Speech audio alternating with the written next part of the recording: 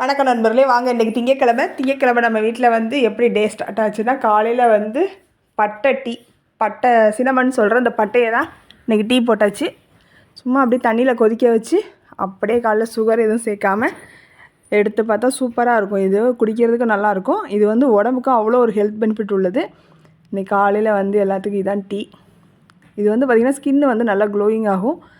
அதுக்கு எடுத்துக்கலாம். அதுக்கப்புறம் ப்ரெஷர், சுகரு, அப்புறம் கொலஸ்ட்ரால் எல்லாத்துக்குமே இது வந்து நல்லதுன்னு சொல்கிறாங்க. அப்பப்போ எடுத்துக்கோங்க.